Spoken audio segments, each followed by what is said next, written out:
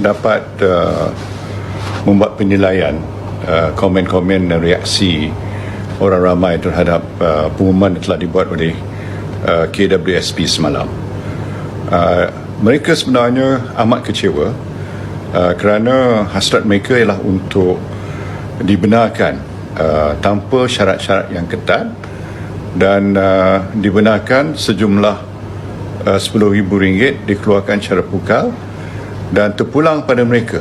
Maknanya kalau mereka nak keluarkan RM10,000 itu pulang pada mereka. Kalau mereka tak perlu, mereka tak akan buat demikian. Jadi maknanya kita mesti percaya pada pencarum bahawa ini adalah dana mereka sendiri, duit mereka sendiri, dan mereka perlukan dalam keadaan sekarang ini yang mereka menghadapi tekanan yang begitu hebat dan mereka dalam keadaan kesempitan hidup, dan oleh itu inilah yang mereka harap sangat dapat membantu mereka dalam keadaan-keadaan yang amat kritikal.